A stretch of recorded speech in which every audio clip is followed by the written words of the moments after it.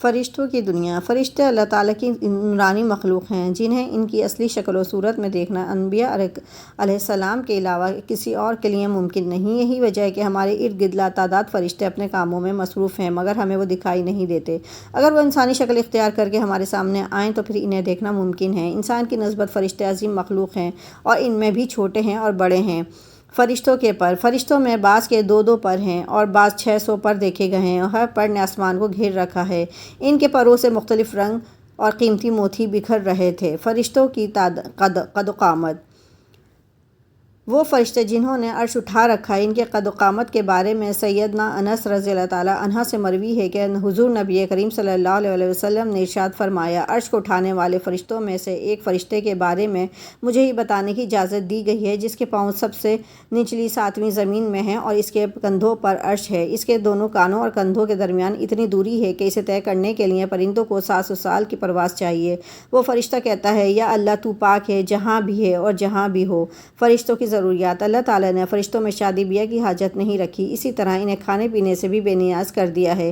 اس کی عظیم وضاحت قرآن مجید میں مذکور سیدنا ابراہیم علیہ السلام کے اس واقعے سے ہوتی ہے جس میں ہے کہ ابراہیم علیہ السلام کے پاس فرشتہ آئے تو آپ علیہ السلام ان کے لیے فوراً گوشت لے کر آئے مگر انہوں نے اسے تناول نہیں کیا۔ اللہ تعالیٰ نے فرشتوں کو بیماری، سستی، کاہلی، دکھ، تکلیف، تھکاوٹ، اکتاہٹ وغیرہ سے محفوظ رکھا ہے۔ وہ دن رات فقط اللہ کی اطاعت میں اپنے کاموں میں مصروف رہتے ہیں۔ قرآن مجید میں بیان ہوا ہے کہ آسمانوں اور زمین میں جو کچھ ہے اسی اللہ کا ہے اور جتنے اس کے پاس فرشتے ہیں وہ اس کی عبادت سے نہ سرکشی کرتے ہیں نہ تھکتے ہیں۔ وہ دن رات اللہ کی تسبیح بیان کرتے ہیں اور اس ذرا سی بھی سستی نہیں کرتے۔ فرشتے تقریباً عام طور پر آسمانوں میں رہتے ہیں جو صرف اللہ کے حکم سے مختلف کاموں کے لیے زمین پر اترتے ہیں اور پھر واپس آسمان پر چلے جاتے ہیں۔ قرآن مجید میں ایک اور مقام پر خود فرشتوں کی یہ بات مذکور ہے، ہم تیرے رب کے حکم کے بغیر نہیں اترتے۔ فرشتوں کی تعداد۔ فرشتوں کی تعداد کتنی ہے اس کے بارے میں کوئی تفصیل نہیں ملتی کیونکہ اللہ تعالیٰ کا فرمان ہے، تیرے رب کے لشکروں کو اس کے سوا کوئی نہیں جانتا۔ بعض احادیث سے معلوم ہوتا ہے کہ فرشتوں کی تعداد بہت زیادہ ہے، بلکہ اندازہ ہوتا ہے کہ انسانوں اور جنوں سے بھی ان کی تعداد زیادہ ہے۔ سیدنا ابو ذر رضی اللہ تعالیٰ عنہ سے مروی ہے کہ اللہ کے رسول صلی اللہ علیہ وسلم نے فرمایا، آسمانوں میں کہیں 4 انگلیاں جگہ بھی ایسی نہیں جہاں کوئی نہ کوئی فرشتہ سجدہ ریز نہ ہو۔ سیدنا عبداللہ بن مسعود رضی اللہ تعالیٰ عنہ سے مروی ہے کہ اللہ کے رسول صلی اللہ علیہ وسلم نے فرمایا، قیامت کے روز جہنم کو اس حال میں لایا جائے گا کہ اس کی 70 لگامیں ہوں گی اور ہر لگام کے ساتھ 70,000 فرشتے ہوں گے جو اسے کھینچ کر لا رہے ہوں گے۔ فرشتوں کی اہم خاصیت۔ فرشتوں کی ایک اہم خاصیت یہ بھی ہے کہ وہ اللہ کے حکم سے اپنی شکل و صورت کے علاوہ کوئی اور صورت بھی اختیار کر سکتے ہیں۔ یہ صورت کسی ایسی انسان کی بھی ہو سکتی ہے جسے دیکھنے والے پہچان لیں۔ انسانوں کے علاوہ اور کسی جاندار کی صورت اختیار کرنے کی فرشتوں کو طاقت ہے یا نہیں، اس کے بارے میں قرآن و سنت میں کوئی صراحت یا ذکر نہیں ملتا، البتہ ان کی انسانی شکل اختیار کرنے کے واقعات ضرور ملتے ہیں جن سے اندازہ ہوتا ہے کہ فرشتے اللہ تعالیٰ کے حکم سے دیگر شکلیں بھی اختیار کر سکتے ہیں۔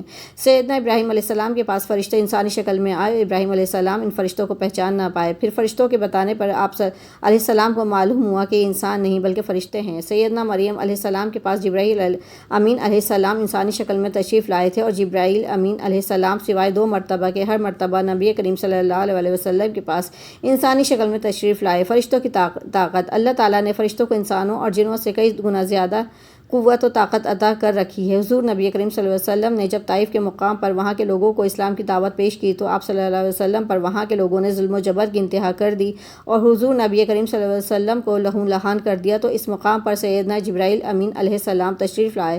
انہوں نے آواز دی اور کہا کہ اللہ تعالیٰ حضور نبی کریم صلی اللہ علیہ وسلم کے بارے میں آپ کی قوم کی باتیں سن چکا ہے، جو انہوں نے آپ کے خلاف اقدام کیا ہے وہ بھی دیکھ چکا ہے۔ آپ کے پاس اللہ تعالیٰ نے پہاڑوں کا فرشتہ بھیجا ہے، آپ ان لوگوں کے بارے میں جو چاہیں اس فرشتے کو حکم دیں۔ اس کے بعد پہاڑوں کا فرشتہ مخاطب ہوا، اس نے حضور نبی کریم صلی اللہ علیہ وسلم کو سلام کیا، پھر عرض کی، اے اللہ کے رسول صلی اللہ علیہ وسلم، آپ جو حکم دیں گے میں اس کی تعمیل کروں گا، اگر آپ چاہیں تو میں دونوں طرف کے پہاڑوں کو ان پر لا کر ملا دوں جن سے یہ پس جائیں گے۔ اسی طرح جبرائیل امین علیہ السلام کی قوت و طاقت کے بارے میں قرآن مجید میں ہے، انہیں حضور صلی اللہ علیہ وسلم کو زبردست طاقت والے فرشتوں نے سکھا دیا ہے جو زور آور ہیں۔ فرشتوں کے نظم و ضبط۔ فرشتے اپنے ہر کام میں نظم و ضبط کی پابندی کرتے ہیں جس میں کسی قسم کی کمی بیشی یا سستی اور کاہلی وغیرہ کا مظاہرہ نہیں کرتے۔ جن فرشتوں کی جب اور جہاں ڈیوٹی ہوتی ہے وہ اس وقت وہاں پہنچ جاتے ہیں اور اسے احسن طریقے سے سر انجام دیتے ہیں۔ فرشتوں کی موت۔